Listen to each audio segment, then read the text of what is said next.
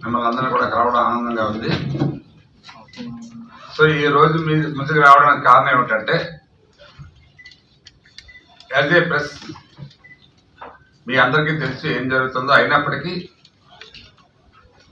ఒక political party రిప్రజెంటేటివ్గా ఈ విషయాలు ప్రజలకు చెప్పాల్సిన అవసరం మాకుంది కాబట్టి మేము ముందు ఈరోజు కూర్చున్నాం. ముఖ్యంగా మన విశాఖపట్నంలో ఈ మధ్య కాలంలో అనుకుంటున్నాం కానీ ఎప్పటి నుంచో జరుగుతున్న డ్రగ్స్ మాఫియా మీ అందరికీ తెలిసిందే. ఎక్కడ డ్రగ్స్ కానీ లేకపోతే గంజాయి కానీ ఇక ఏమైనా పట్టుబడితే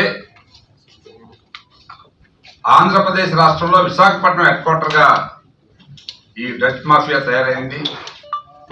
సో ఈ మధ్యనే మీరు అందరూ చూశారు, విశాఖపట్నంలో 25,000 కేజీలు 16వ తారీఖున పట్టుబడితే అది 25వ తారీఖు వరకు కూడా సిబిఐ అధికారులు రైడ్ చేద్దామంటే కనీసం వాళ్ళకి అవకాశం ఇవ్వకుండా లోకల్ పోలీసు వారిని అడ్డుకొని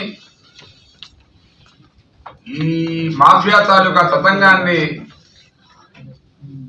మాయ చేయడానికి ఈ ప్రభుత్వం పెద్దలు ప్రయత్నం చేశారనేది మీ అందరికీ తెలుసు. సుమారు 25,000 కేజీలు అంటే జనం కానీ మిగతా పెద్దలు కానీ చెప్పేది ఏంటంటే దాని వాల్యూ సుమారు 50,000 కోట్ల రూపాయలు ఉంటుందనేది మరి ఎంత ఘోరమైన మరిది ఈ మాఫియా నాకు అర్థం కాలేదు. బ్రెజిల్ నుంచి ఇక్కడ కంటైనర్లో రావడం అంటే మరి ఎట్లా తీసుకొచ్చారో ఎవరికి కూడా అర్థం కాని పరిస్థితి.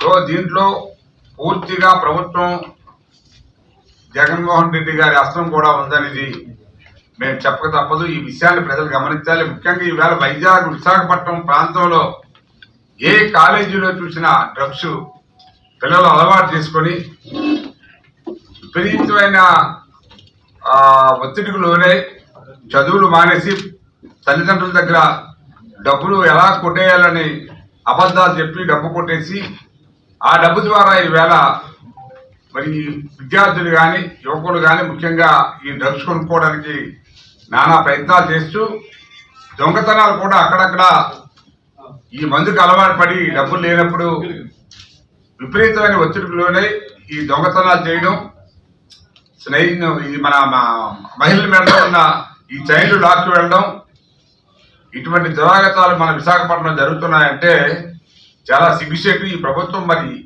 ఈ విశాఖపట్నాన్ని పెద్ద రాజధాని చేస్తామని చెప్పి పెంచిన పెద్దలు మరి వాళ్ళకి సిగ్గు ఎగ్గు ఏమి లేకుండా ఈ విశాఖపట్నాన్ని సర్వనాశనం చేస్తా ఉన్నారు.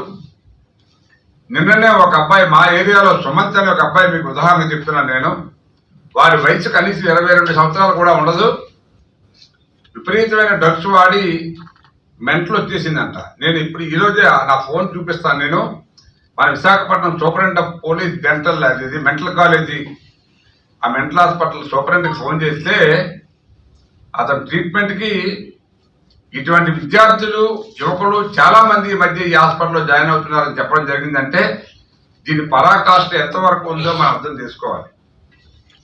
మరి ఏపీలో అభివృద్ధిలో నెంబర్ 1లో ఉన్న ఆంధ్ర రాష్ట్రాన్ని ఈవేళ ఈ డ్రగ్స్, కొకైన్, గంజాయి ఇవన్నీ సరఫరా వాడకంలో నెంబర్ 1 చేశారు జగన్మోహన్ రెడ్డి గారు. మరింత దౌర్భాగ్యమైన పరిస్థితులు